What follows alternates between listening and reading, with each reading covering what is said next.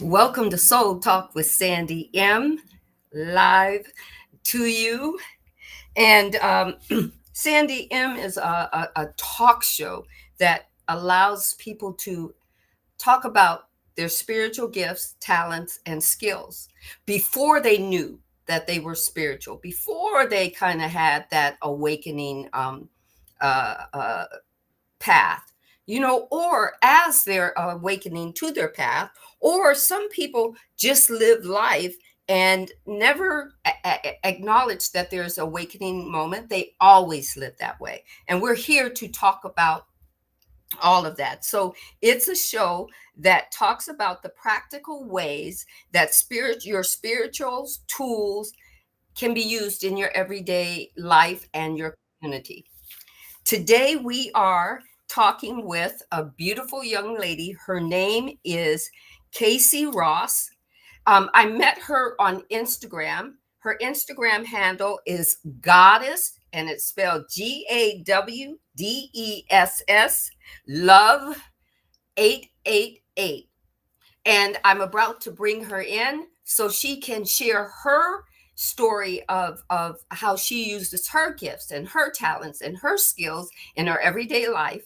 And let's let's bring her on. Let's give her a big hand. All right. So here we go. We're going to get ready for, let's see, we're going to welcome her in.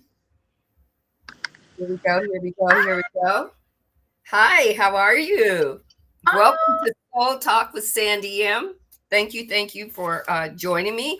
Like I said, when I figure out how to do this video will be shared with you. I'll send it to your email, and then you can use it to just share with others. You know, so awesome.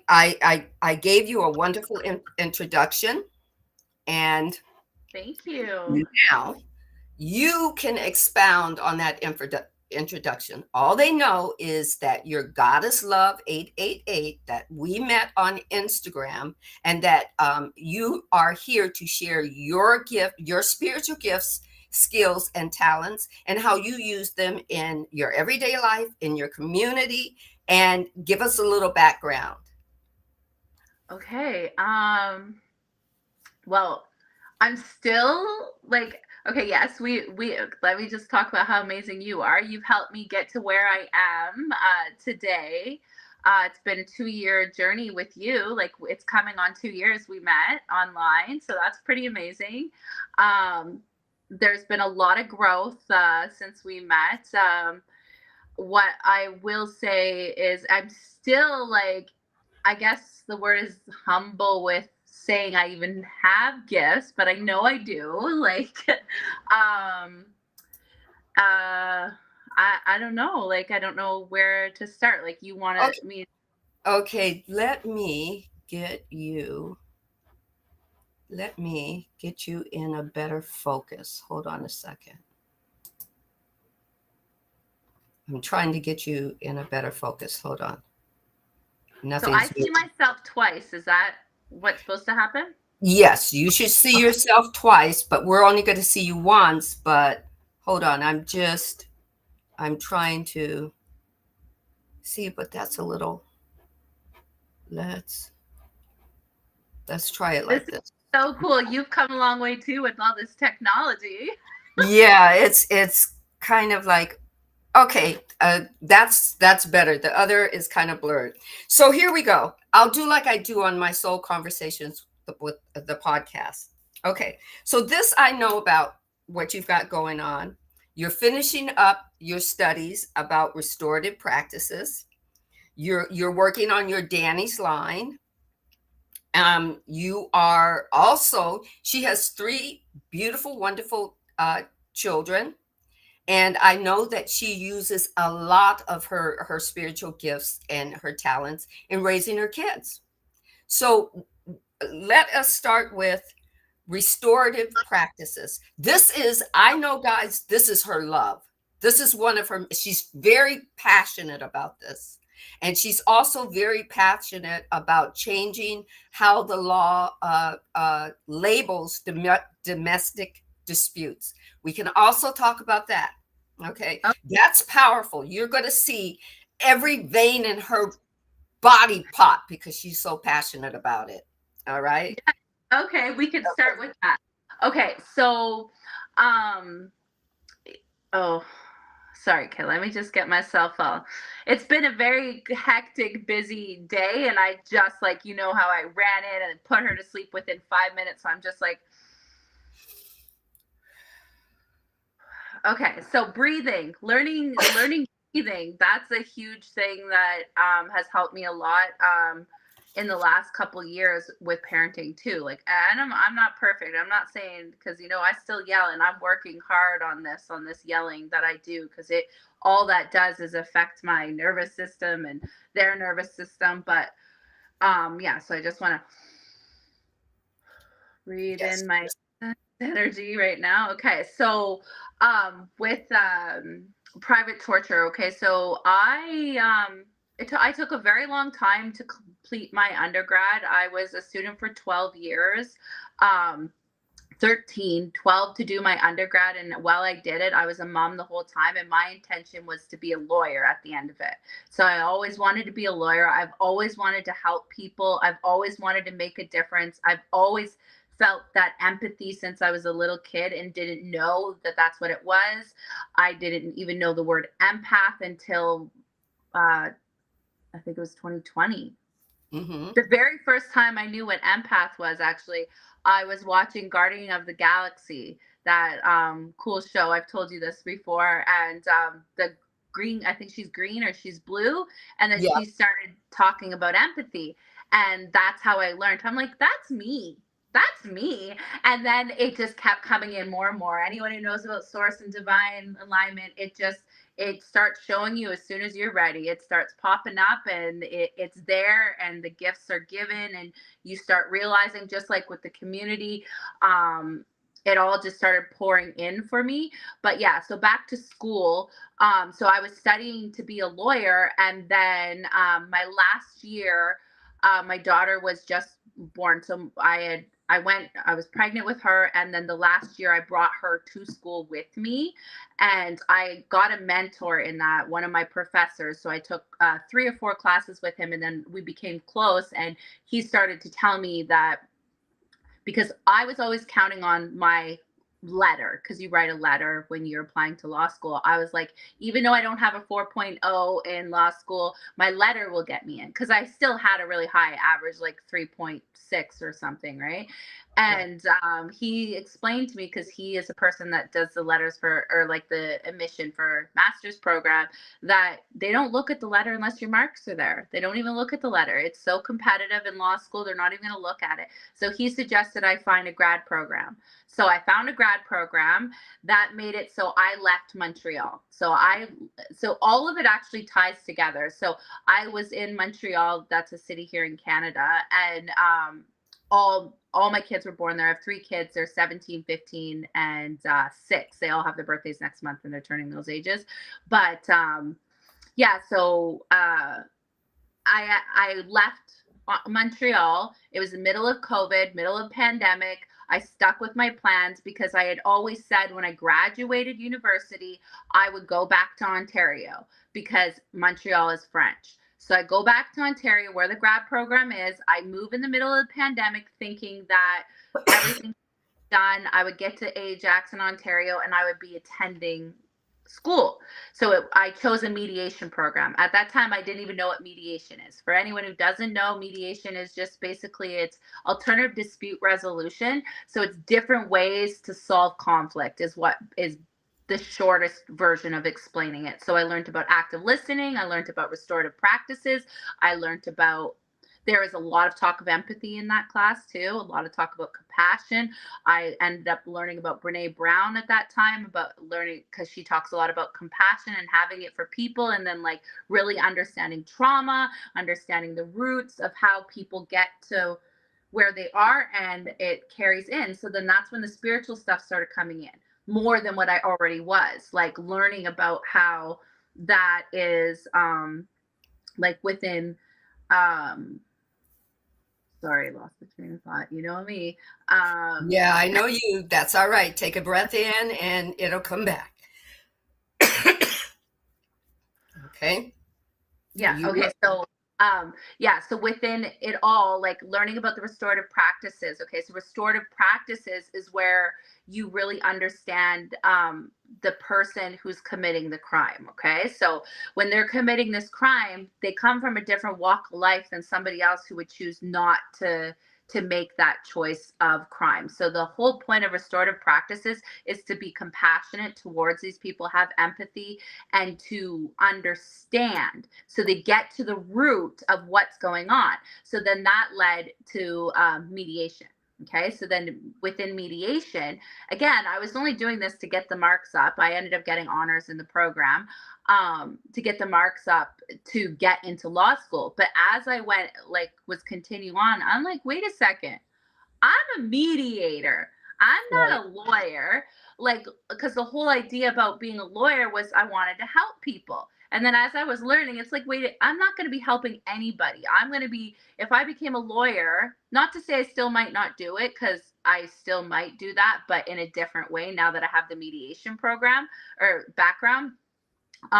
So within mediation, you're helping both parties come to like both parties feel good about the decision. Where in law, it's only one person is right, right? Where in right. mediation, both people are right, both people are valid, both people have feelings, and you really dig deep into the feelings of everything, and that's how you can come to a resolution, right? So within restorative practices, that is what, like, I'm very passionate about, is making a change in the world for people to understand and not just judge people for, okay, they did this crime so now they're shunned for life, like really understanding. And then also within restorative practices, the person who commits the crime is faced with the person they commit the crime against.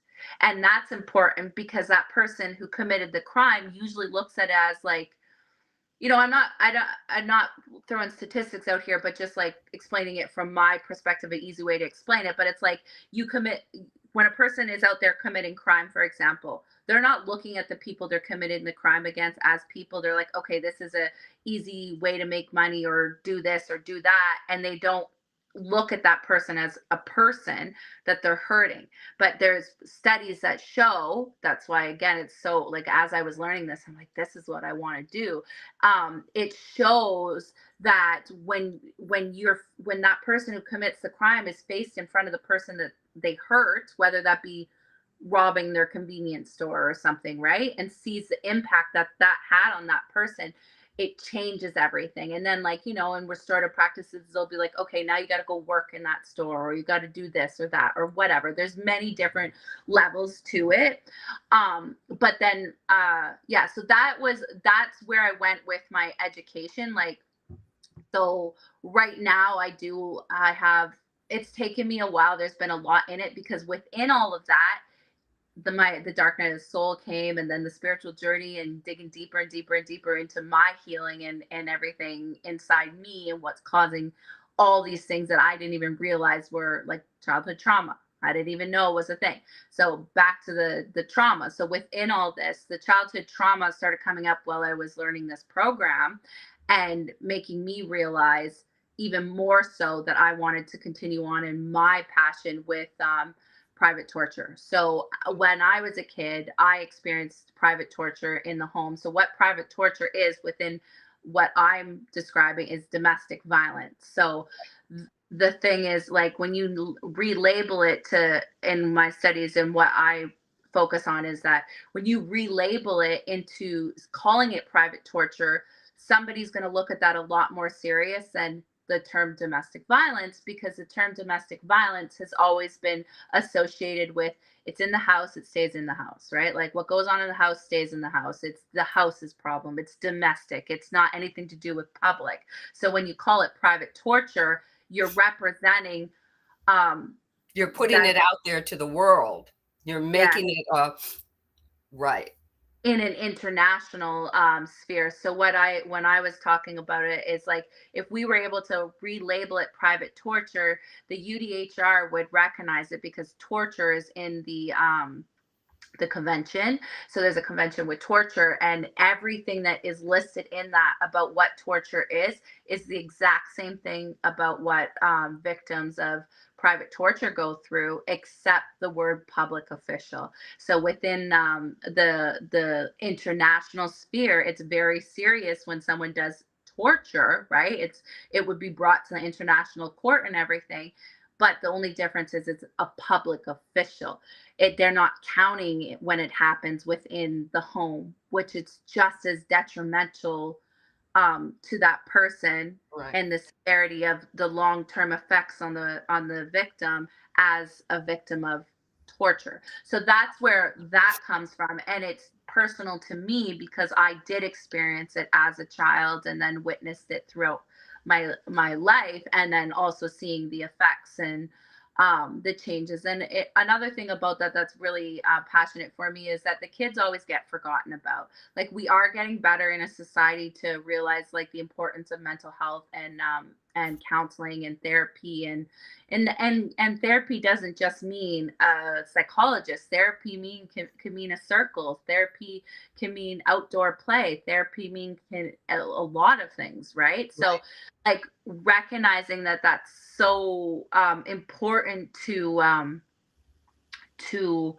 to remember about what the kids go through, right? Because that goes back to the restorative justice aspect, because when you look at statistics, someone who went through domestic violence, private torture as a child is is more likely, like when you look at the people that are in jail, okay, if Hmm. you ask about their childhood, there's I don't know the numbers, but there's a high percentage of these kids who experienced this as a kid, or unstable home, or what their parent had experienced it, or whichever. Doesn't mean that they were abused, but they seen it, right? So it is Right. a form of abuse in its own. And if we remembered about these kids as a kid, there'd be less likelihood of them not knowing what love is, or not understanding, that they would understand these things, that they would have more empathy to not go out and commit a crime about against somebody. They would look at, like, there's a lot that Yeah. ties it together. So it's cool that you asked me those questions together, because as I'm saying it, it is all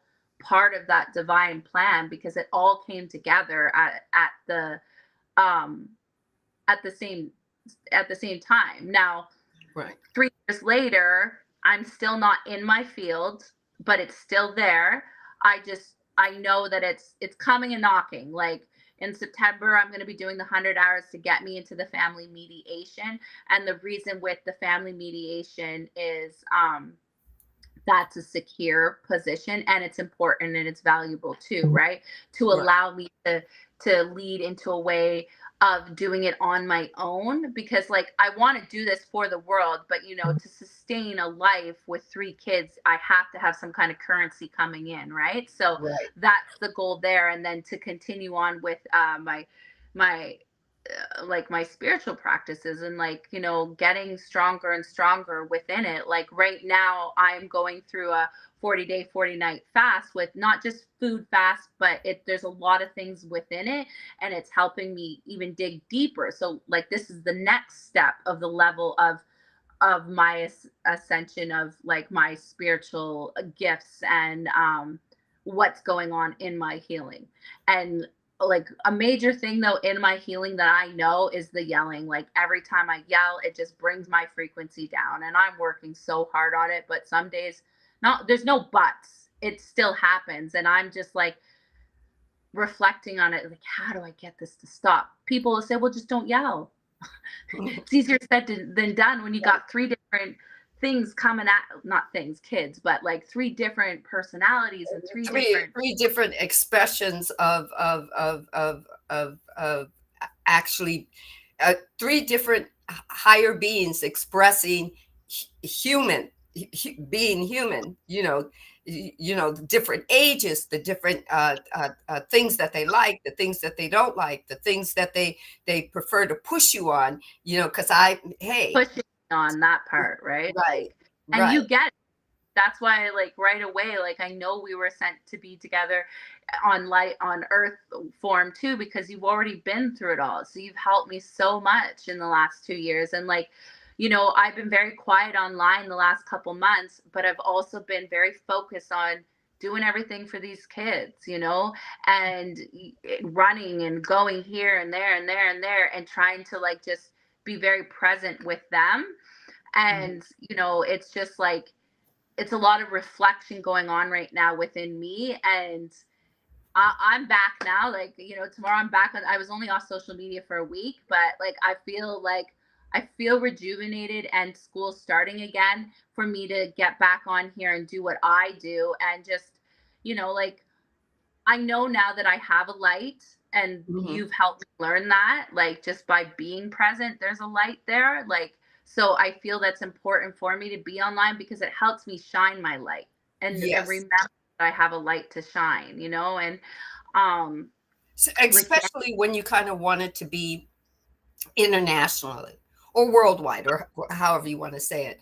It's yes, for me, I learned that yes, there are places and people, places, uh, and uh, events that I can do, uh, in person eventually when I get there. But I was definitely meant to start this global. If you just kind of think of it as a sci-fi movie, and all my tentacles are reaching out all uh, across the world, right? I'm in the right place at the right time, allowing all my gifts, my talents, my skills to do this on uh, these vibrational levels of Instagram and YouTube and whatnot. And will they take up some of my time? Yeah. Why? Because I was called to serve. So somebody can tell me, you need to take a cleanse for seven days. No, I don't have time to do that because I'm serving. I'll figure out. I'll do meditation, or what I'll do cleanse. I'll do whatever. But if I'm not doing that, who's going to yeah, do it for me? Do you know what I yeah, mean? That kind of thing. And I finally learned. I finally, Casey, got my voice to say it to a few people who kept coming at me, on the Instagram, because they said, "Well, the divine says," and I finally went. I had a meditation moment, literally in the bathtub. I could have swore I fell asleep, but it wasn't sleep. I was somewhere else. And the divine says, with that information, Sandy, I would tell you that. I yeah. wouldn't send somebody else to. I would just sit with you and you would And know that, right? yeah, And then I said, well, maybe it's them confirming. And the divine was very quiet. I've given you your gifts. I've very soft talking to me, your gifts and your talents and your skills. I'm opening up the door for you. All you are is afraid. hmm All and like for you, like, that is your journey, right? And for me, like, it's only new for me. Like, I've been on Instagram for many years. Like, I've been on Instagram for like, I don't know when it first started, oh, like much 13 longer than me. years or something, right? Like, I've been on for a long time. And then at the very right time, all of a sudden, the algorithm, and I'll say it, the algorithm, and when people get it, people will get it. I didn't get it at first when people were saying this. The algorithm switched.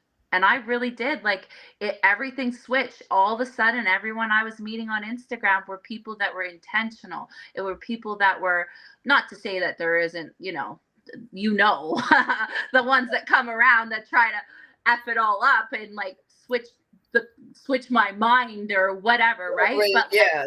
now I'm realizing though, within it, it's all intentional. So like, in this journey where I've taken the 7 days off, tomorrow will be seven, or no, today's seven, then tomorrow I'll come back on.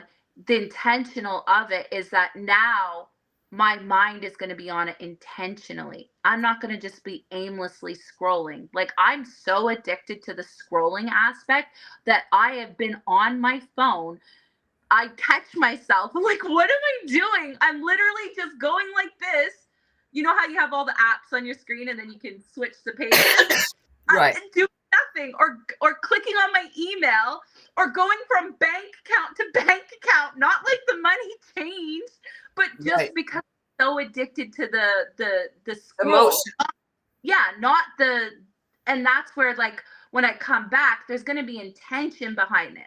Like, Right. I already had intention, but it's going to be more awareness, and you helped me with learning awareness. There's Right. awareness there now that I'm coming on to be intentional, like I'm coming on, like, I'm going to do this, I'm going to do that, I'm going to go back to my schedules that I was, like, doing my lives and doing my cards and stuff like that. And I feel clearer, like clearer Mhm. minded. I feel like there's more for me to talk and share. Like, even before this started, right? Like, I was like, my energy, I was like, I don't want to come on and like give any kind of bad juju energy because I was so worked up. And as soon as I got on, like, I did a little cleanse before I came on, I felt good, like, Right. obviously you're part of that. Like, you make me feel good every time I Oh, see thank you.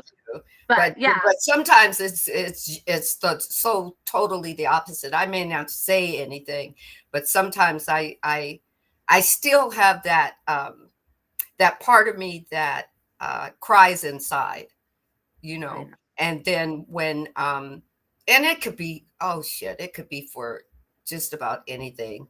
I could turn around and look at, I don't know, just things, and I just like, there's just so Uh, much, these little bitty things in there, and I'll just, have my moment, and it's kind of like, hmm, still not going and going. Well, I take it. Melissa Love can always tell when something's, even if when I say hello, she can say, okay, that wasn't the right hello. What's going on? yeah. Talk to me. So I can't hide anything. She's like my little sister, but she's kind of like, she has that atmospheric energy that my mom had, because I could Oh, never fool my mom. If she said, "How are you?" and I said, "Oh, I'm good." No, sit. Let's talk about it. well, that's like I feel about you. Like, you were always able, like, like when you knew, like, it's just like you would contact me in a moment when you knew I needed you. Like, in the beginning, right? Like, then as went on, we developed a very good relationship. It wasn't just like you checking in, like, and knowing spiritually you needed to check in. Like, I feel like we're, like, I say it all the time. You're my mama, still my Yeah. mama. Yep, it's kind of like, how you doing? Okay, it's been 3 days. How, just how you doing? And Yeah. I think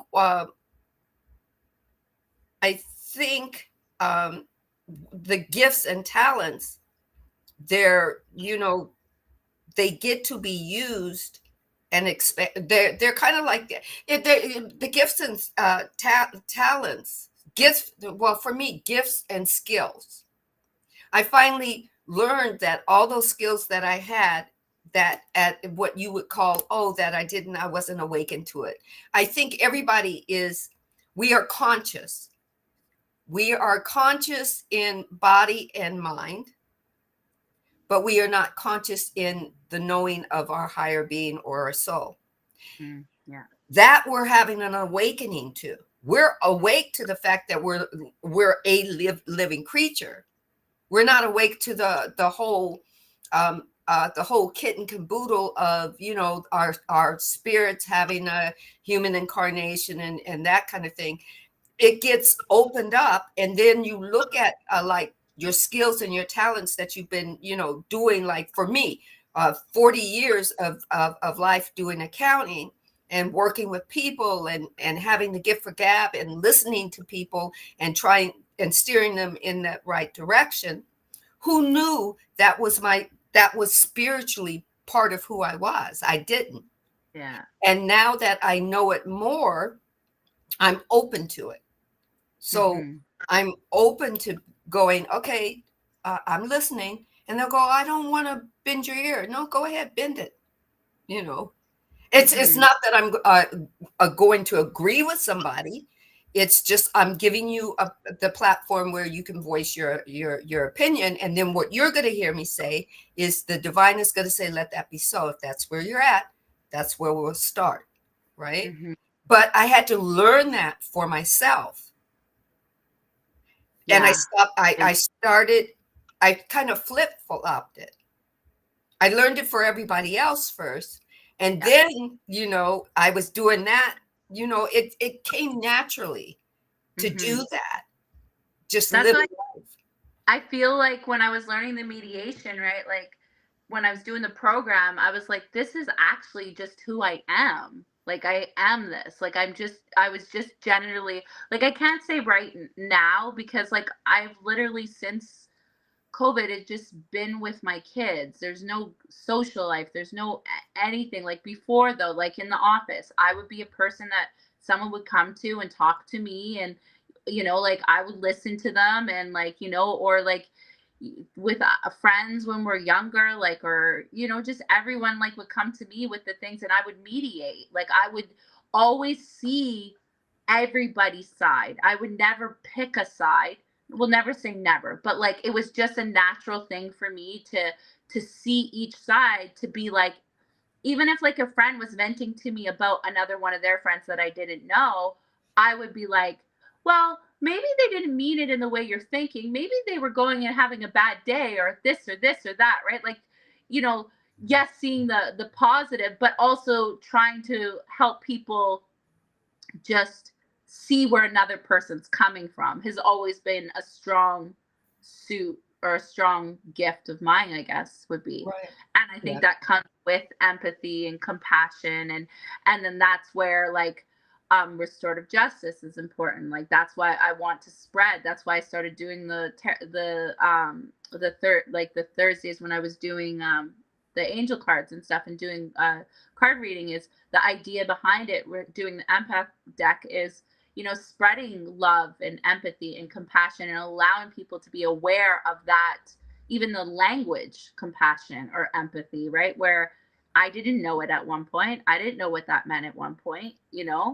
So like, yeah, like I just think that I guess would be part of my gift too. And then with Danny's line, like that's my jewelry line, and that comes back to private torture as well, because my best friend, you know this, but I'm just gonna tell the story. Yeah. But like, Share. um, yeah, so I have lots of best friends, but she was one of my oldest best friends. She's my best friend that I called my ride or die. Mhm. So her name was Danielle. Everyone called her Danny. I didn't call her Danny. I was like the only friend that called her Danielle, but everybody called her Danny. Mhm. Um, and so her and I, she was 15 and I was 16 when we met. But she was 17 and I was 18. We left Ontario. So this is about an 8-hour drive. We left Kitchener, Ontario, and that's where I was living when you met me. Because for everyone who doesn't know, I had only moved back after she passed away, and then ended up being a 5-minute walk away from her son. And that was divine making that happen. The day that Danielle passed away, I woke up and there was mold on my wall in Ajax, and I had only moved to Ajax to do that mediation program. There's a big patch of mold on my wall, and it came out of nowhere. And I know, well, it didn't come out of nowhere. Danielle made it happen. So Yeah. move. And so she passed away Sunday night, but like in the middle of the night. So they technically call it the 18th on Monday. So Monday morning, I wake up from traveling because I was in Kitchener that weekend. It was her son's birthday. I didn't hear from her that night. I had sent all the pictures. I had taken that one day to go spend with another friend who lived out that way. And we did apple picking, like at the apple, Orchard. when yeah, like it was that time of season. It was in October. So we did that apple picking all day long. So I didn't get a chance to send her the birthday pictures until I got back home. So Saturday was the birthday party. Sunday was spending the day with the other friend. Sunday night, I ended up driving back home to Ajax, which that point they're like 2 hours apart or whatever. Um, and I get home at 11 o'clock. I send her all the pictures. She doesn't open it. So I think she was already, like, it Path. had already been. But they found her the next day, so that's why they counted it the next day. But Monday morning, I wake up, don't know anything yet, See this big patch on the wall, contact my landlord. Monday night, I find out she's gone. And then Wednesday, my landlord tells me the job is too big to fix and I have to move. They took care of it and everything, but I still had to move. And at that time, it was a housing crisis. Ontario was extremely hard to find a place. I had just graduated, so I was doing Uber for a job. So I wasn't even like there wasn't even like a stable 9 to 5 job for someone to rent to me.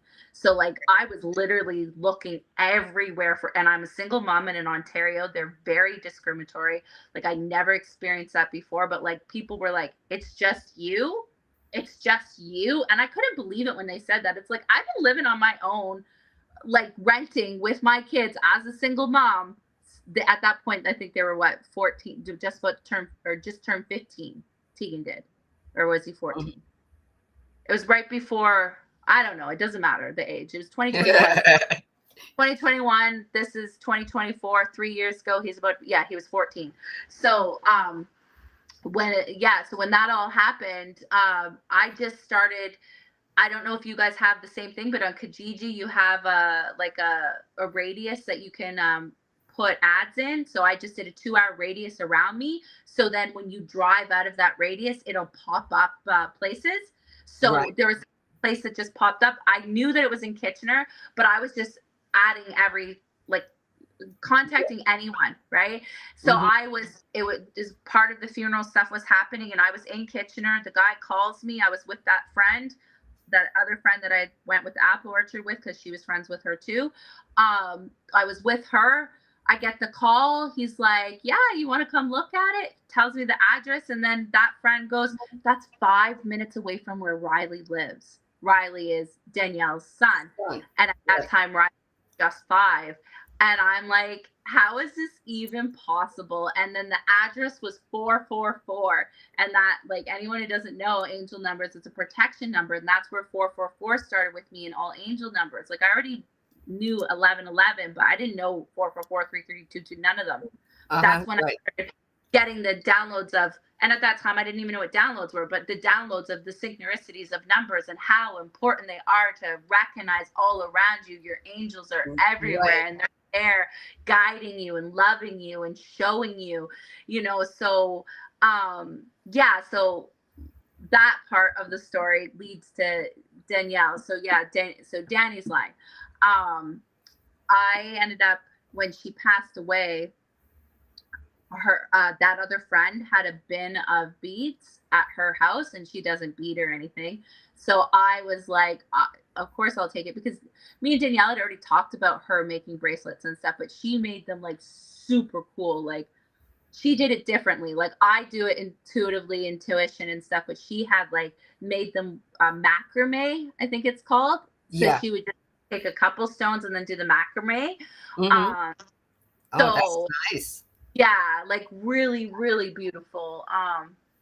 Like I'm not saying mine aren't beautiful, but hers are just, she just excelled at everything she did. Like she just was so smart and so like just very talented. Oh, I can't find it right now. But yeah, so I was given those beads, and then I always thought about like making bracelets, but just didn't take it like a serious thing. And then fast forward, um couple years later, I leave Kitchener, come back to Nova Scotia where I am now. So in September it'll be a year. Can you believe it's almost a year that I've been here? Like what? Yes.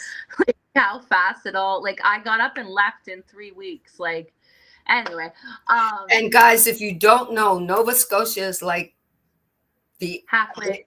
it's like the other side, the it's on the Atlantic side, and it's like I think maybe an hour past New York and whatnot. So Even further, even even further. further, even So when I lived in Montreal and New York were close together. Okay. So like Montreal and New York were like underneath each other. Like it took like 4 hours, I think.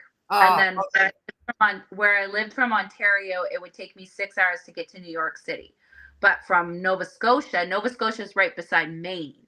So on the way end. So from Ontario to Nova Scotia is 16-hour drive if I was to drive straight, but you can't, like, it's impossible to do that like that unless you have other drivers. Like, I tried to do it once and it was really bad. So I think it's like 16 hours and 45 minutes. So it's far. So basically, I was living in Ontario, the middle of Canada, and then I moved to the East End, the other end of the East End of Canada, because this is where I grew up as a kid, and my grandma lives out here and stuff. So it was just time to come out here. She lives where Santa's reindeer are. Okay, that's what they would be. Okay, I'm just saying this is what she calls a country girl. Okay, Yeah. yeah, she um, don't get any city noises. Not at all. No, you get raccoons looking at you in your window, going like this, tap tap tap. The Yeah, other day that let happened him to me. please.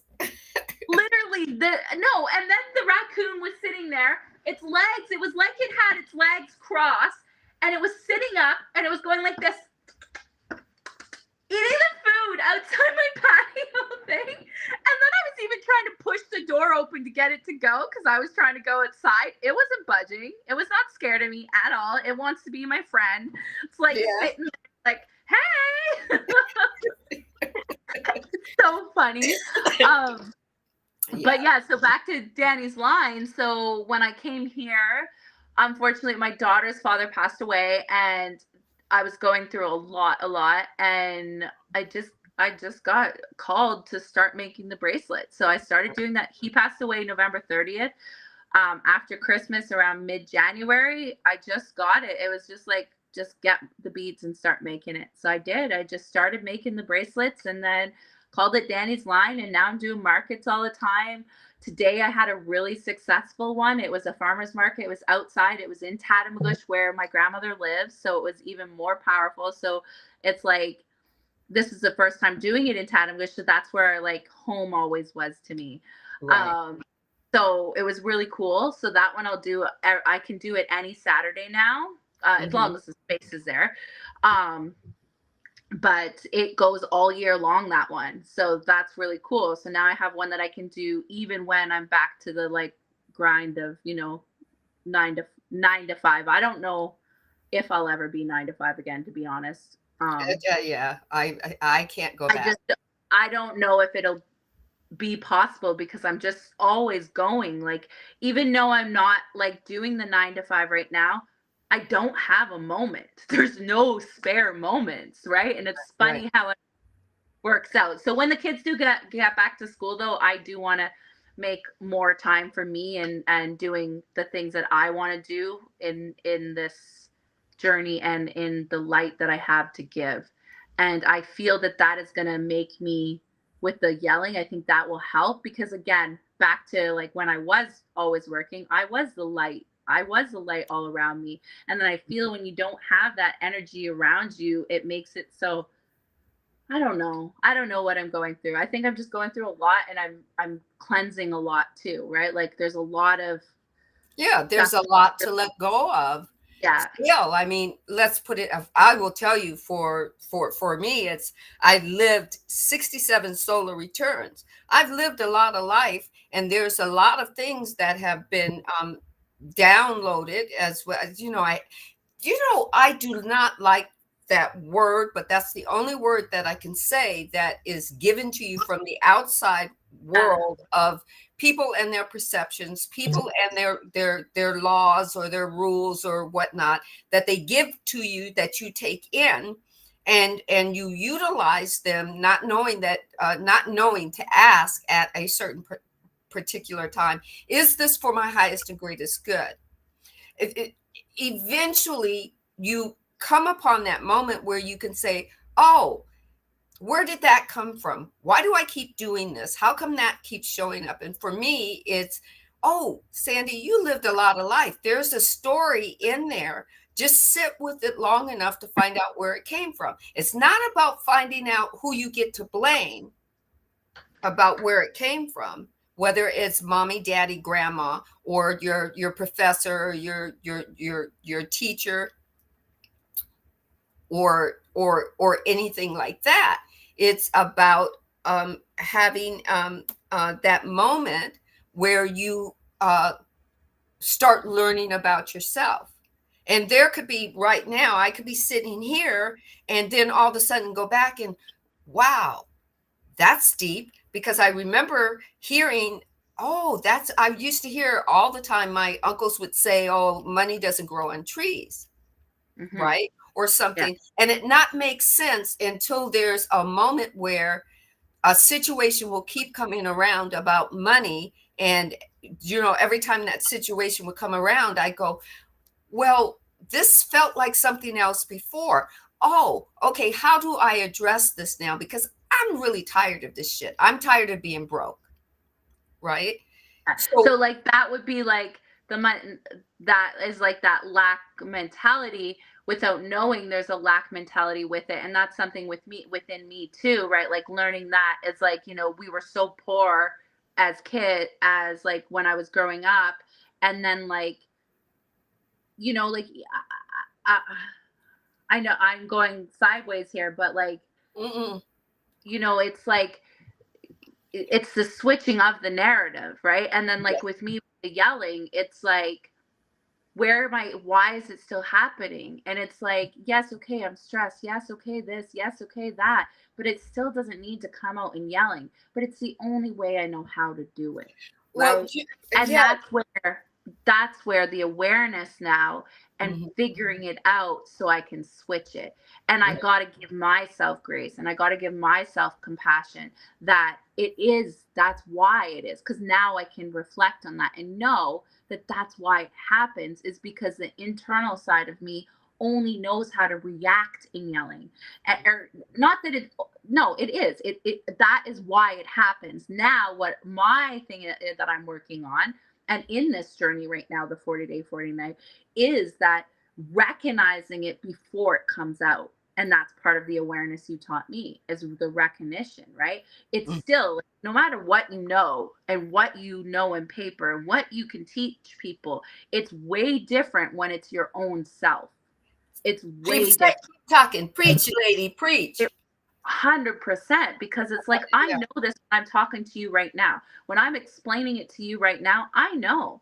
But then when it's in the moment and then afterwards you feel like shit because you just like to me on my drive back, I drove for 4 hours today, 4.5 hours, like driving this kid here, that kid there, picking this one up, this. And by the end of it, and then working in the sun all day, I was exhausted. So the very last, I picked the last one up, and then he said something that just went off and then I just blow up in the car. And then I feel like shit. I get back and then I'm still like energy's off and I'm just like You know and then what I'm my mom taught me about that? And it was, you gotta know that for me, I know that my mom was like, she was a spiritual guru in many, many of her other lives. But what she taught me about that was, when you get into that moment, the moment you come out of it and you feel like shit for it, that's what bogs you down. Remember, and then when I hear you speaking about it, it reminds me, because um the divine wants you to feel it and then let it go. yeah. But what we do is we feel it, we blow up, we feel that emotion. First off, we're told that we should just we've been told, at least for me, that spiritually bypass it. But then when you spiritually bypass it, what It happens happened is again. it's going to happen again, because what's happening is you keep spiritually layering it down, pushing it down, and like putting cement on top of it, that kind of thing. And then what happens is, because it's there, it keeps getting, anybody can say anything to you, and it's going to activate you. I prefer to call it activating instead of triggering, because triggering is just that trendy word that people have used so much that they take away from it. But we're activated to have a reaction. We're activated to have a reaction about what just got shaken up by, it could just be a word like today. Okay.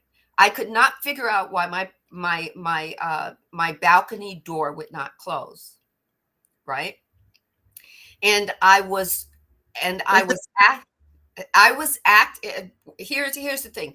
I was activated because no matter what I say right now with what's going on with, what's going on with my daughter and what's going on with my granddaughter and everything and stuff, I kind of feel like I'm damned if I say something, damned if I don't.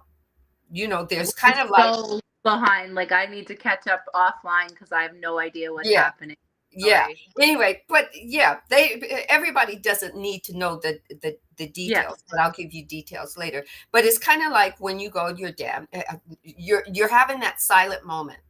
Yeah. And then it's like, did you hear me? I was just talking to you. I said, I'm actively listening. I was about to give you an answer, and then I give the answer, and then the answer isn't the right answer for the perception of this person. So Yeah. here I am. The thing was, I spiritually tried to bypass it to be the better instead of feeling it. So I Mhm. suppressed it. So when my balcony door wouldn't close, it like You literally up? I just That was had that me today.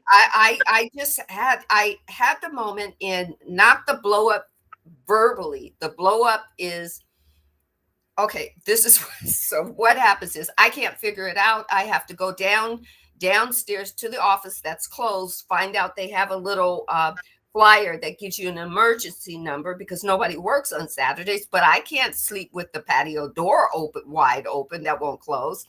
Yeah. This is what's going on in my mind, right? Yeah. And the thing is, we have these gifts, we have these talents, we have these skills that not only work for other people and our community, but they work for us too. But they're not easily accessible to us when we're in that Moment. moment, Yeah. right? But Yeah. we have to be in that moment. But we have to be in that moment, but we don't have to. We don't have to be. I think what gets stuck is we start feeling bad about the moment, and that's what gets us stuck there, right? So And what's happening is my sister comes up behind me, okay, and in my mind, here's my ego. What she thinks she's going to do about it? If I can't find it, she can't find it, right? This is what's inside me. This is not what I'm saying, but this is the verbiage that I have going on inside, right? So I just step aside, but of course I think I make a face or something. My sister is very good about catching those things, right? yeah. So, and very good about reminding you of it. It's not something that she can like put aside and not say anything about, let go, right? She's got to remind you that, oh, that's why you were right. Okay. So here I'm about to walk out, and she says, well, this is what she does. Come here. She didn't do it like that. You're like, No, where I feel like I'm six, yeah. right? Okay, Yeah. come here. Yeah. And she shows me where the screws have come out of how Yeah. yeah, I mean, yeah, yeah. So I look and I go, oh, the screws are out. Okay, I go get the screwdriver and I start trying to screw them in, but they're screwing in, but not tight. So I just turned around and I went, oh, okay, they're what do you call it? They're not warped, but they're stripped, stripped. but enough to have the door be able to be closed, right? So I'm in this moment, and literally I'm in this moment of feeling fucked about myself, about that moment that I was in, because it was an escalating moment. So in the moment, I say out loud that, things have went on without, making any going into depth. And then the pièce de résistance of that pissed offness is, she says, oh, that's why you didn't want me to, and said something about my face or whatnot, right? So in that moment, the blow up is not knowing that anybody can say whatever they want to say. and the perception, and here I am telling other people that, everybody has a perception, but, and I did a live that was like 45 minutes on other people's perceptions of you. And what's their perceptions got to do with you, really? Kind of like back off and find out what in you is being irritated about what they're saying, because their perception is just their perception. But here it is, because I got all these perceptions about me, and I'm like, "Argh!" Right? And but the thing was, once I calmed and walked away and took that, like that breath that you did earlier before we got going, it's like then I hear the divine going, what's their perception got to do with you? It's okay for you to have a moment. And it's really okay. It's okay for you to have a moment that everybody else doesn't agree with your moment. And like you You know, saying that, like it just has me reflecting, because like even when, like as soon as I laid down with TJ and like she turned and cuddled me, it's like I was still frustrated. I'm not gonna lie, like I was still frustrated with everything, and I was just frustrated. And then like as soon as she turned and cuddled and I could hear her start deeply breathing, she was asleep in 5 minutes. Because I don't know if you read the text, but I was getting, not only did all that happen, then I was frustrated because I'm like, I want to be on time. Like I made this commitment 3 months ago. Like I don't do anything for myself. I want to be on time. So I'm frustrated that no one's cooperating with me. And then I'm overwhelmed because I all these things. But then as soon as I laid with her, I was like, within 5 minutes she was asleep. And I felt myself be like, why did I did. I started texting you and I'm like, I don't know why I reacted, because all it did was get my nervous system all out of whack, get them all out of whack, because obviously I'm the one who puts that uh, pressure on you. The pressure same on thing. myself, but sets the tone for the home, right? Right. So I'm the one who sets the tone for the home. So if I'm doing that, then that's what led to Tegan yelling at me in the car. It's because I yelled first. But it's like, again, then my mind's like, but you're not allowed to yell at me, you know? But guess what? Like every other mom, you got the teenager that's going to yell at you, right? But that's still not right, right?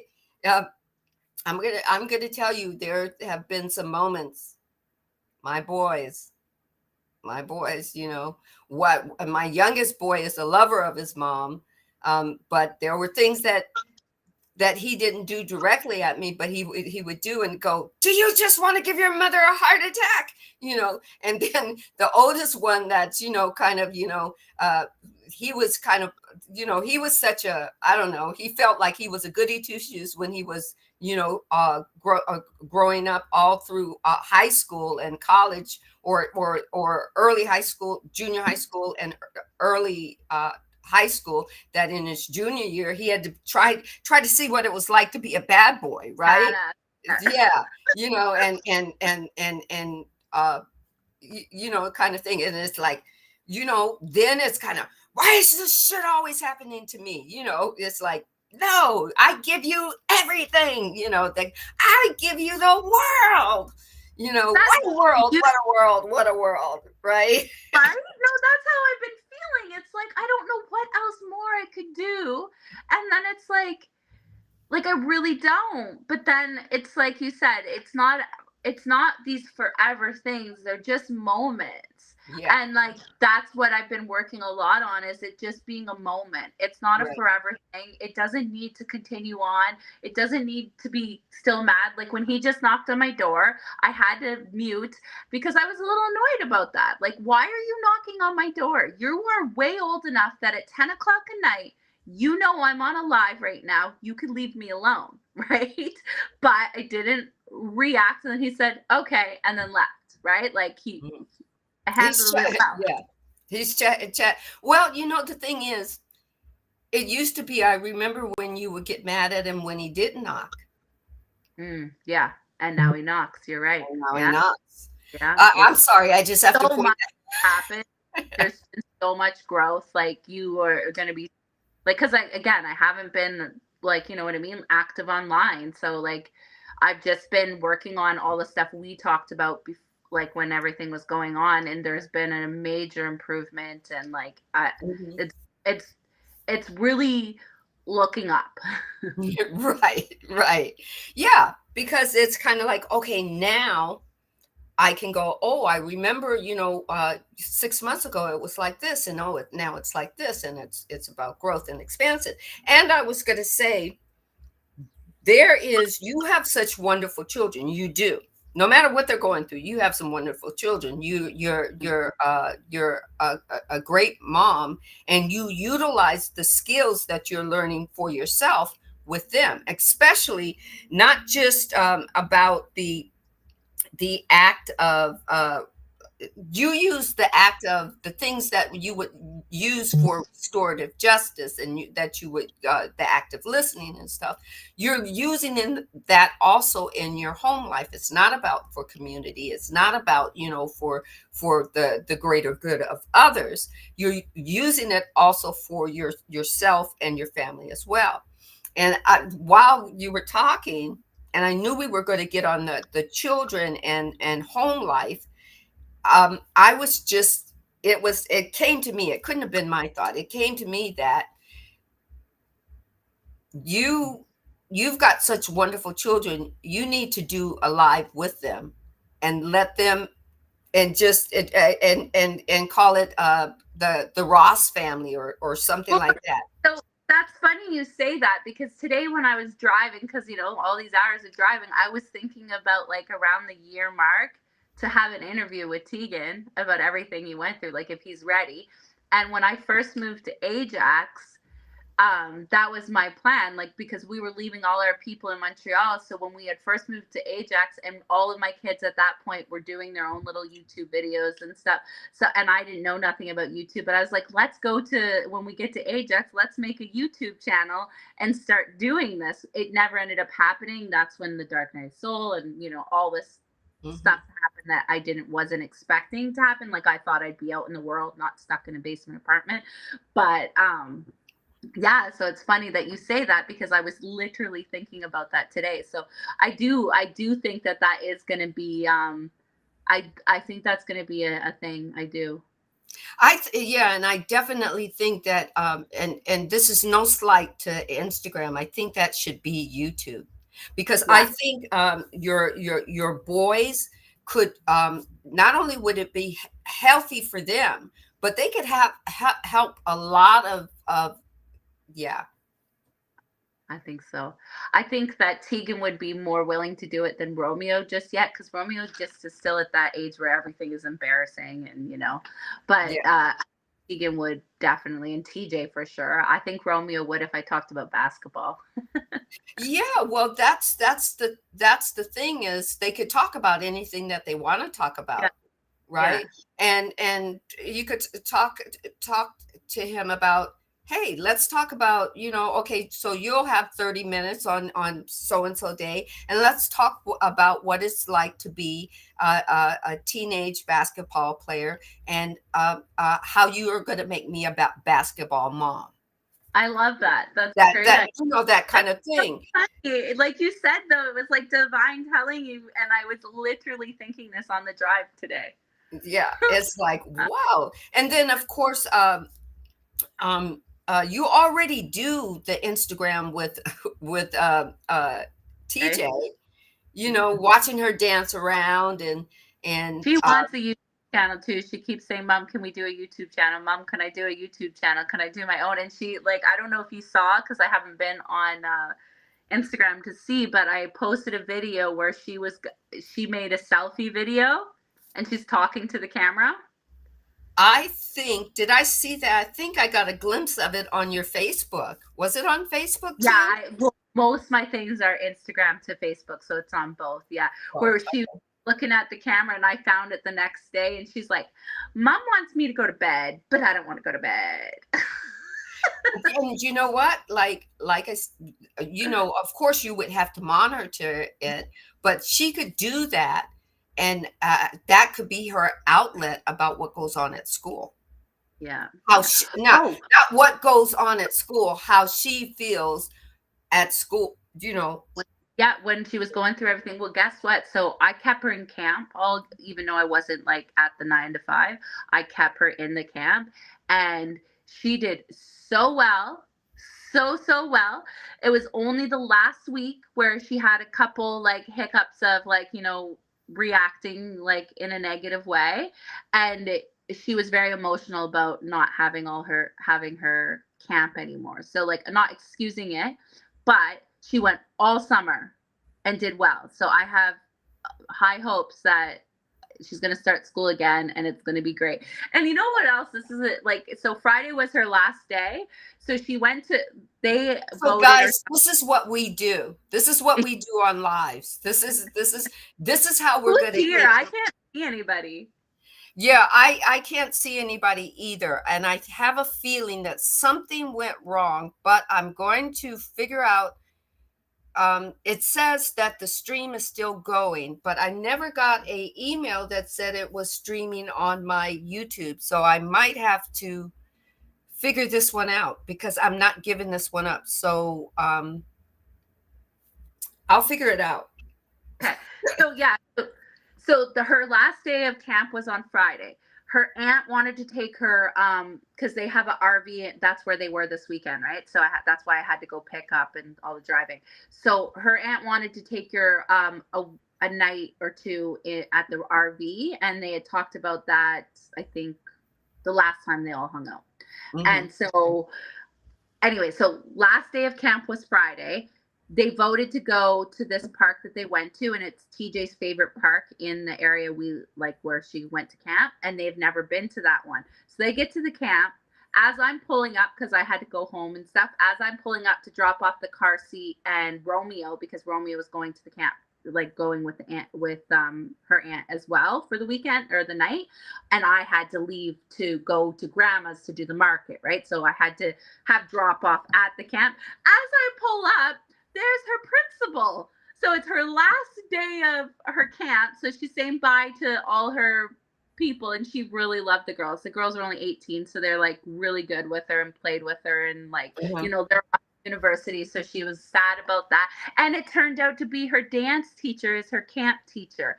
Oh, So nice. remember when we ended dance, it was like a little emotional because we really liked her. She had her for 2 sessions and stuff, and then she thought she wouldn't see her again, and then all of a sudden we go to camp and it's the same teacher. So it was really cool.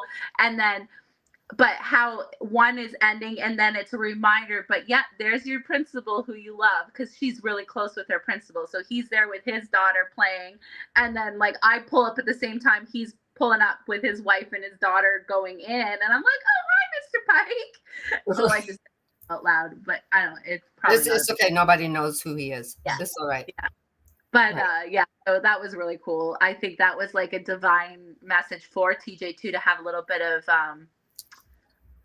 familiarity. Like, don't worry, you're gonna have your teachers and your principal again that you loved, right? Because she had a hard time, at the last month of school and everything. So Right. it's just, yeah, all these like, yeah, it's cool. Lots of things of like, I will be honest though, I don't know if this is the time to say it, but I'll be honest, like there's a little bit of fear in me that, like, because remember when I moved here in September, all the chaos, right? So there's that little bit of like, oh, what if that all happens again, And I Yeah. cut it out. I cut it out because I know we don't want to manifest any kind of things like that, but there is that little bit of worry that, Yeah. I That's don't know your. if worry is the right Yeah. word. I think it's just maybe my ego popping in, saying it in my head, like, and then Yeah. I'm like, ah, Yeah, because you gotta realize that you're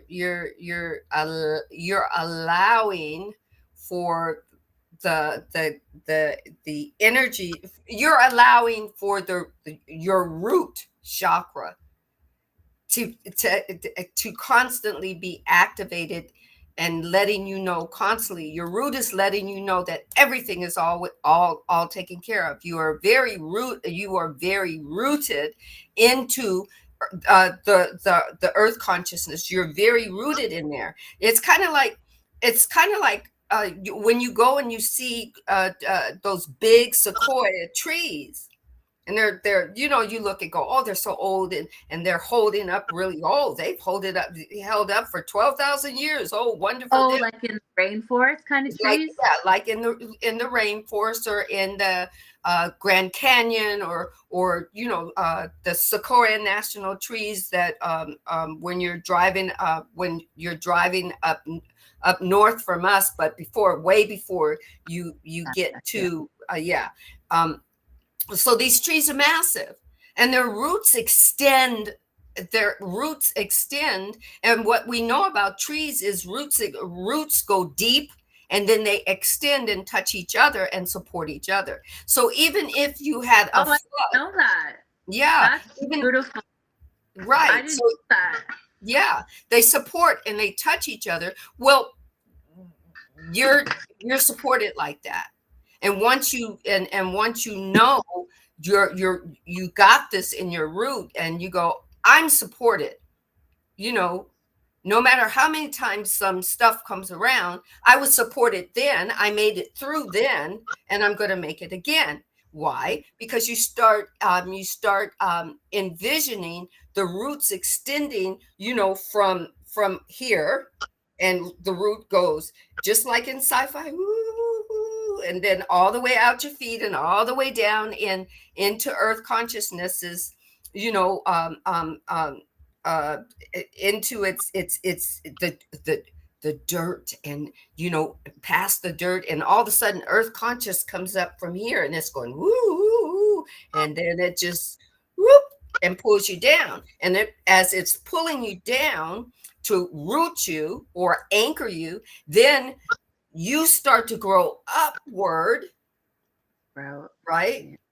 Yeah. Vibrationally, you can start to feel yourself move upward, back up to your crown, and through your crown back. You're touching the soul star chakra, which is home, Yes. right? Yeah. So Yeah. yeah, right. Now, can your egoic system understand that? No, it doesn't. We learn, our ego tells us what we see outside, gives us a clue of what's going on the outside, brings it in, and this is then goes kind of like, what it does is, okay, I'm going to dump it in your lap. What do you want to do with it? Well, if we don't give it something, information of what we want to do with it, the ego says, okay, I got this. Let's go into your subconscious and pull out something that looks like it. Okay. Oh, here's one. This happened 3 years ago. Maybe this will work for her. Slide it in, click play, and then off you go. It starts to transmit into your consciousness. Usually it's while we dream. And that's why when we And wake that's why up, I'm having all these vivid dreams. I had another one last night. yeah, but the thing is, now you've got to, before you go to sleep, you've got to give either your ego, you got to tell your ego, sit, back up, because me and my higher being are going to take care of my dream sequences. My higher being is going to give me some information about my dream and what it means. And then you tell your ego, that egoic system, don't try to explain it to me. Mm-hmm. Thank you Yeah, very much the for. other three that I told you about, like, I don't know, but yesterday's one, I'm like, I think I need to contact this person, and that's why I dreamt it. Probably. And if you sit at the seat of your soul and ask your higher being, is this why? And you're giving yourself grace and the time, the answer will come to you. There'll be that moment where all of a sudden you'll pick up the phone, or you'll do an email, or Instagram. or an Um, Instagram or whatnot.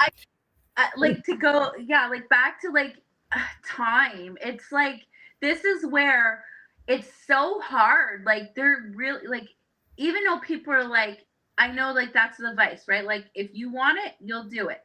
It's like I want all of it so bad, Right. but I'm still struggling with having time. Like I'm still struggling with my whole goal is like waking up before the kids. Like I do get up, but I don't get up early enough to do all the practices I want to do in the morning. Like I Hmm. don't get up early enough that I can get a whole journaling in. I can get whole meditation and I could get a breathing exercise. Like I don't drinking my water, like, you know, like all of it before they get up. And like I'm like, as I'm saying it out loud, I just got, it is going to happen though. It is going to happen. So I'm done with that now. So I don't even need to Yeah. speak in. I just heard it is going to happen. Like It's, it's going yeah, to, it's gonna happen. Sometimes it's about incorporation. Which kid gets up? Which kid moves around with you at the time that you're moving around? Maybe you can incorporate with what you want to do with him or her at that well, particular like time. they still stay in bed. Like I have to wake them up. Right. But it's just that I'm still at that, like, not getting myself up early enough, feeling still exhausted or feeling like there's no time because like there's just so much you do in a day. But I've gotten better at like being Yeah, okay if I don't get the house spotless, right? Like where before it was like, no, my house has to be spotless. So like I've gotten better with that. Like just go with the flow of it. Like if it needs to be a day when it's a mess, don't stress. Like it's yeah. okay. It's kind of like, what you didn't get done today. It's like it ain't going nowhere. It's, Yeah. that whole kind of thing. Here's the thing: is perfect is overrated. But Mm. if that's something that is okay, I'll say the word, is a trigger for you, right? Because But for yeah. me, I believe every person on this earth has a little OCD in them. Some Yeah. people have more, some people have extreme, and then there are people like for me, um, I can have things on walls, but I can't have every wall have something on it. Yeah. Do you know what I mean? Yeah. Or some people say, it's very left brain to make your bed constantly. Try to go with your bed unmade. That's not me. I Yeah. No, literally, it's like when I start, like when I'm trying to make everything like on, because I know when there's clutter and there's all okay, back to the trigger part. It is a trigger for me. And now I realize it's because like when I grew up, like everything was disorganized and I never realized as a trigger, right? Like when things are a mess, because my parents and family, a lot of my siblings are very messy. And I was always the organizer, I was always the one keeping it intact, right? But so I feel like when I let go a day, like let's just stay with the dishes, okay? If I let go a day, it could turn me into a rut, if that makes sense, yeah, right? But now over the summer, I realize it doesn't mean I'm going to turn into a rut if I let it go one day, right? So that's where stuff has like growth and switching yeah. uh Mind kind of changing your the mindset, pathway. Yeah, the neural neural pathway. pathways, Yeah, right? yeah. Because for me, it's kind of like, um, for me, I look and I go, yeah, at some point, like I'll get up and I'll look at my bed and I'll get up and I'll do other things, but then I'll walk in and I go, okay, time to make my bed. Too. But I used to hear people for a long time say there's something wrong with you when you can't leave your bed as is. And Really? yeah, and I'm going, it's like you're not using the creative side of your brain. And I'm Wow. going, what? And but it's like, well, I look at it and I never see, you got to understand, I never got, at least I don't ever remember. Who knows? It could be back there nestled in the darkness somewhere. But my mother never spanked us for not making our bed. But these were things that we did gladly. Yeah. Well, and It was most of the like, time.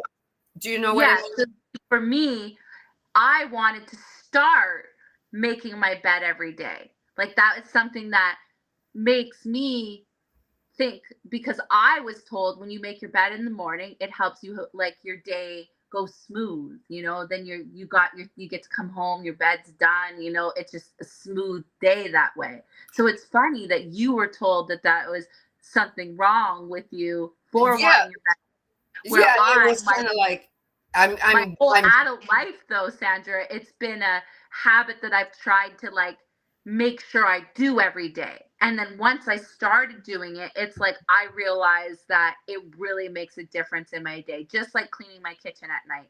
Like I need my kitchen cleaned at night, or I feel when I wake up it was very chaos. But like I said, I have worked on that this summer, that Mhm. I am able to get up still. But I'll tell you, when I go look at my kitchen, like when I come home after going away and it's spotless, it has such a good feeling to walk into your home and everything be in that perfect position. Like, you And know? you see, and the thing is I love pulling back the covers of my bed. Me too. You Yeah. know You what I get, mean? yeah. There's this vibration. I never really thought about it way back then.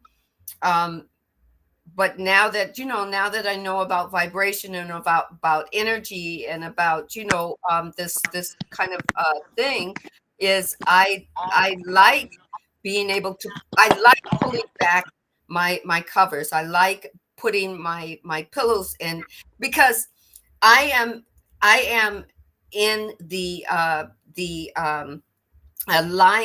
allowing vibration of my partner coming in, right? Yes. Yeah. So I have this big bed. I sleep on just one section of it, right? But I have to embody the fact that she will be there, right? Yeah. So Yeah. I embody me pulling the covers back. I embody me, I use this pillow as a a replica Yeah. of her, and I hold it, and I give thanks for her being in my life. And but pulling the covers back, it's like, even now it's like I'm not just pulling the covers back for me, I'm pulling the covers back for my I don't know, I hate using the word significant other, but I don't like the word girlfriend. It Yeah. implies something so young. I don't So like the word boyfriend either. Like, I yeah, want a partner or a husband. That's why I say that, because it's like I yeah, feel like I'm a kid when I say boyfriend. yeah. So so Or I feel temporary when I say say boyfriend. That's yeah, the word. yeah. Temporary. For me, it's just and even when I say my soul partner, I'm just I'm working on it. The soul the soulmate, which soulmate is not bad. Soulmate is okay, but the I can't do the twin flame where Let me tell you what I learned. I don't even, like, sorry if you're listening and I forget who told me this, because there's just been so much going on. I was having a conversation. Oh, Phoenix. Phoenix Rising. Okay, so I was on a live with I just happened Phoenix Rising and Marcus were doing a live together. And I then I think I just, saw a little bit of that. yeah, so I came in it, and then she just started talking about twin flames, and she put it in a different way that made me see it how you might see it. That with the twin flame is a twin. You're A twin is a replica.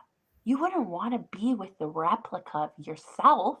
No, Like, you need and then, like, with the yin and the yang, it's the opposite. Not like, obviously it's not all opposite, it's not just opposite attract, because opposites do attract, but there's got to be a level of matching too, right? But when yeah, she said it like that, it made me think of it in a different way with the twin flame. It made me think, okay, wait, now I can see why it wasn't resonating with Sandra, where for me. And then we were talking, and then I was like, for me, like, I didn't see it that way. I still see it the way I see it, but that's the thing. We're like logos of the way someone might see it differently, but it's just that word, right? It's not right, what I'm seeing it as. But when she said it like that, I was like, that makes so much sense. yeah, And yeah, like, it really did. It When she said it like that, like, it's like, no, I don't want me. yeah, I would like someone who likes interests of me, but I yeah, want someone who has the stuff that I don't have to complete me. Not complete me, but to put us in like a, I see it as like the yin and the yang. But before I was seeing yin and yang as the twin flame. But now when she worded it the way she worded, I was like, okay, that it does, it's the twin doesn't mean yin and yang. Twin means the same, the replica. Yeah, yeah. It's kind of like you seeing yourself, you're seeing yourself back in the mirror, and and then for me to me to hear, and it's okay for everybody else to believe what they believe. That's good, because their truth is good for their expression of who they are.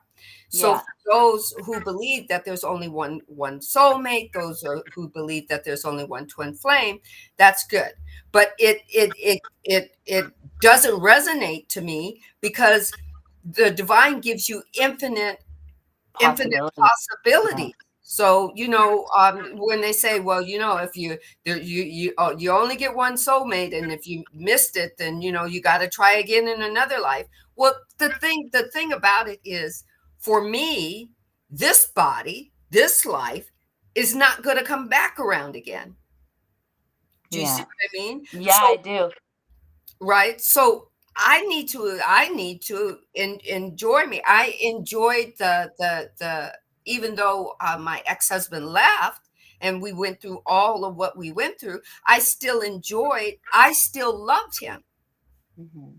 I Yeah. still, as far as form is, I still was in love with him. I truly believe that my higher being got to see what it was like to be heterosexual, to see what it was like to be in love, to see what it was like for this body to give birth to three children and raise three children, to see what it was like to um, uh, uh, be on my own as a independent woman, and the growth and expansion, to see all of that.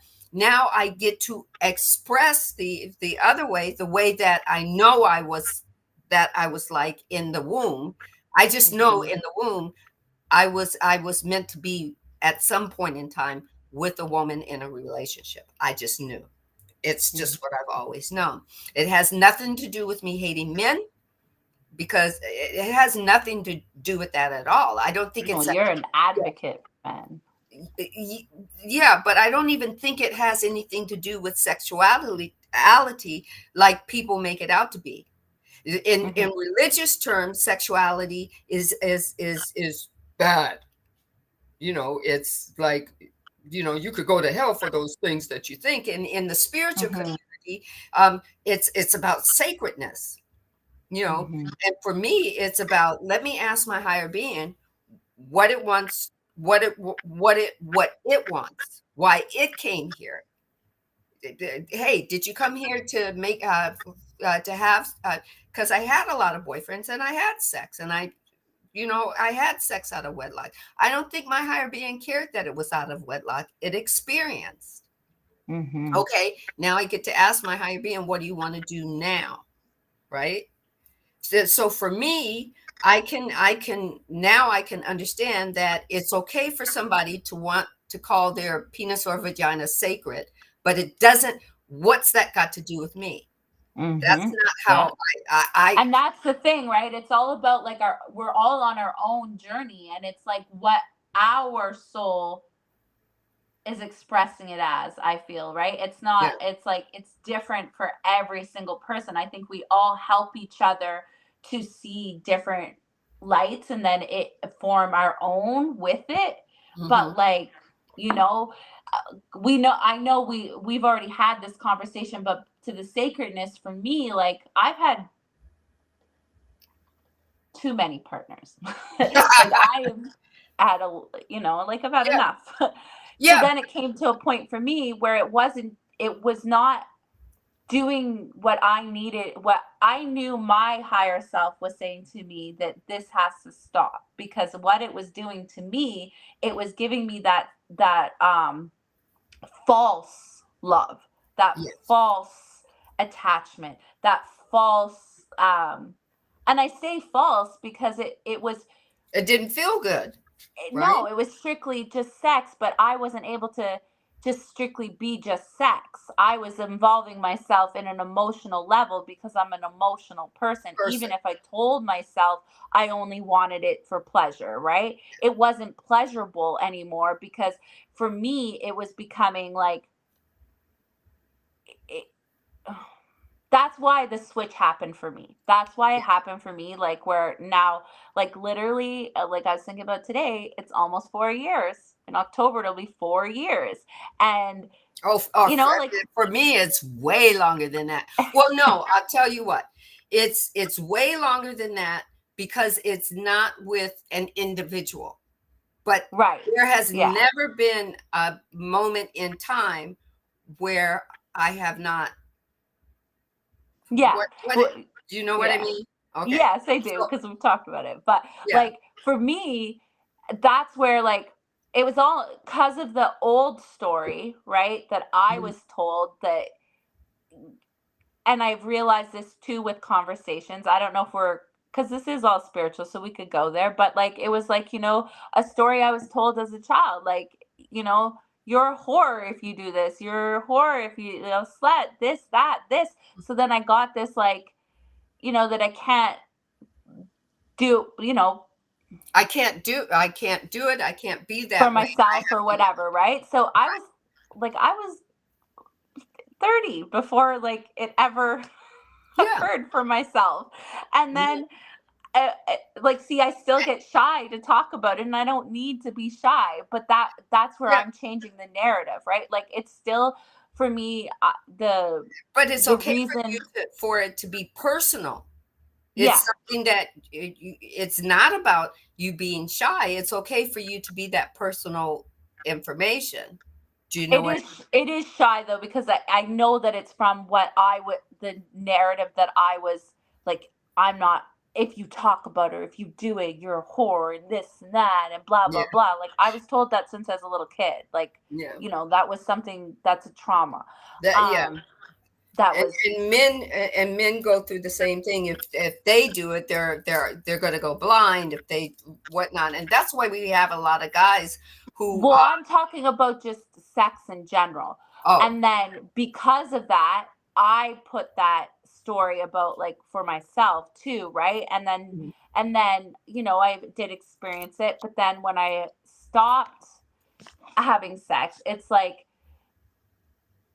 I get scared that it's going to make me want it, and then I'm going to choose a wrong person again, and then I'm going to get in that path of, that's like being fully transparent, that's like where my mindset, Well, like, that's you being eventually being totally transparent with you as opposed to being transparent with other people that are going to pick apart your life and yeah, give you in scenarios that might not be for your highest and greatest good where yeah, you no, so yeah yeah, where yeah, so for me, like, that's why, like, I don't partake all every day, or Mhm.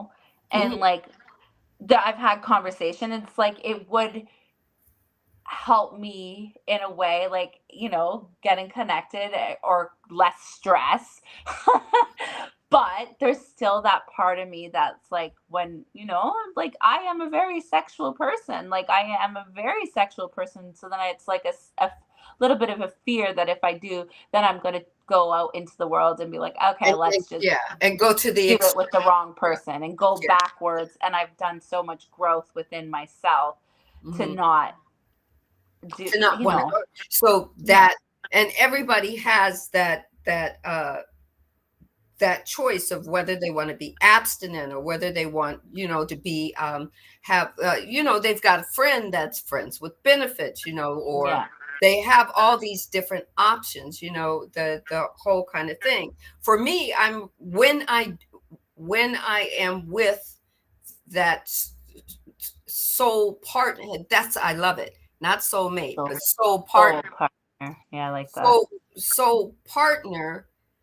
um I already know that I don't want to be with a woman who wants a man in her life. So I'm not sharing. I don't want No, to share. no sharing over here either. Yeah, no, no sharing, and uh, and Let's say that again out loud for everyone that isn't listening. It needs to be said again. Neither of us want to share. yeah, no sharing, right? And I do understand that, at one time I thought that I was, even in the bi-ness of it, where I was, if I had to label, what was going on in the, first 30 years of my life, I thought I had to label myself, but that was only for other people to For know other about. people, yeah. Yeah. But now it's kind of like, no, yes, I was married. Yes, I was married. Yes, I was married to a man. Yes, I respected him. I loved him. I had sex with him. We had 3 children. We are still friends and everything. But no, I don't have sex with him. We don't have, you know, we are not friends with benefits. Does he know I'm I don't know, a lesbian, if you want to call it?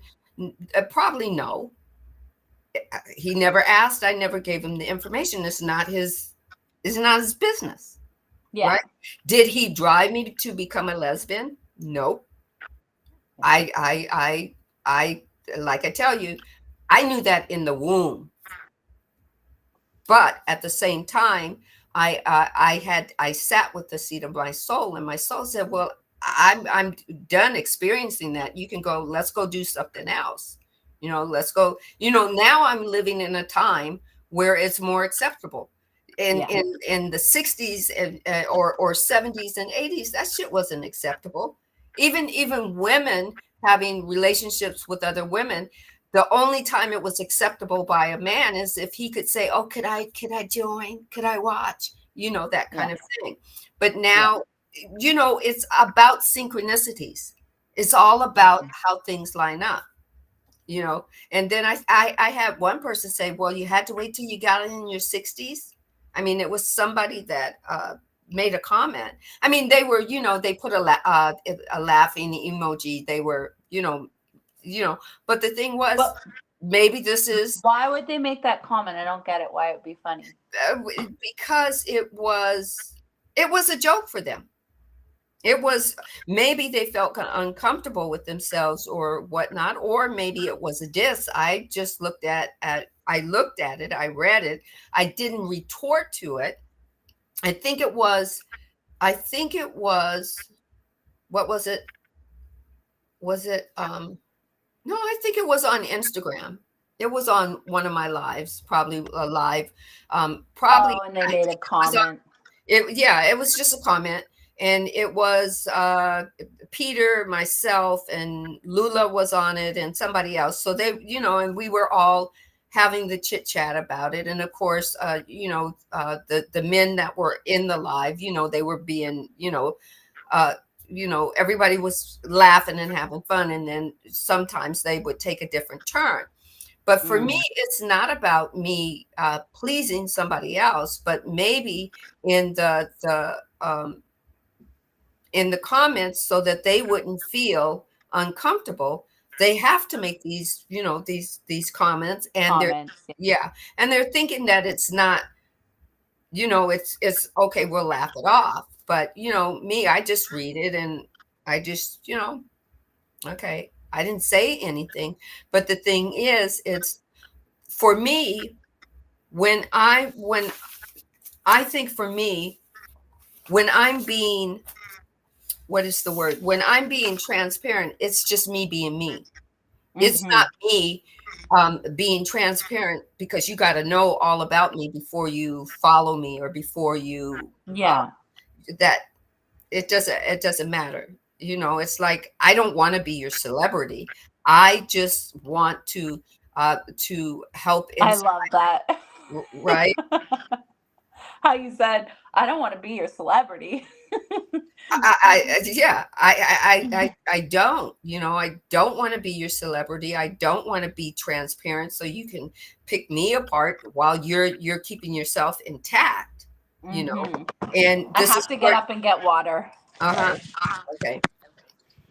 But anyway, how about we talk a little bit more, because we did an hour and a half. Ooh, this was good. This was so good. And I don't know if it worked on my YouTube, but I already got the thing going so that we can figure it out. But Okay, so you know, this right now though, it's live. So it's live on this app called or this link called Restream. Restream, right? Okay. So I just have to. So what'll happen? It's on my restream, and if it did not go, if for whatever reason it did not go live on YouTube like it was supposed to, I can download it from my restream to my computer, and then I can send it to you, so that you can upload it to your YouTube. Okay, cool. You know, But so how do you send it to me? Because it's a big file. yeah, it's a big file, so it's only going to be able to be sent to your email. Okay. So what you're going to do is it's going to go to your email, and then you should be able to upload it from your email to your desktop. I don't. Oh yeah, I do have my desktop downstairs. I always forget I still have the work computer because I had to buy it. Yeah. So you can upload it to your desktop, and then it'll be on your desktop. So when you go into your YouTube, there's I think on the right hand corner, there's a little application that that you can click, and it'll say upload. And when you click it, it'll go into your computer, and go into your video files, and you get to Okay. choose what video. I'm listening, but like I'll need you to explain this No, again. yeah. We can do a restream, just a private restream, and share the screen, and I can help you. Okay. Okay. So, but I'll talk to you, everybody. This was fun. Just in case you know what, this is what we do. She and I, this is what we do. You've just been invited into our little world, our little mind. All right, so thank you very much. Thank you for Goddess having Love me. 888 on Instagram. She will be going back into her Instagram starting tomorrow, so go follow her.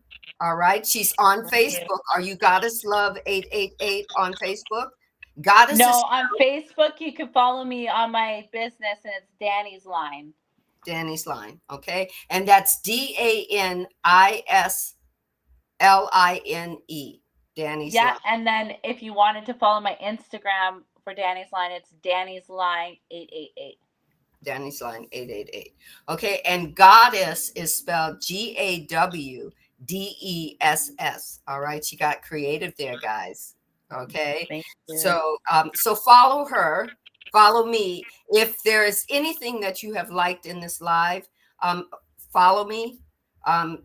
Click like and share. I'm new at this, so I'm not sure how you say it, but click like and share. It's TJ does it so cutely. So subscribe, like, share. Your Instagram is at Soul Awakening with Sandra. Yes, Soul Awakening with Sandra. All right. So everybody, one love. That's all I got to say. We just had fun. We just had fun. One love. Peace. Love you. Bye-bye. Bye bye. Okay, so let me see what I do in session.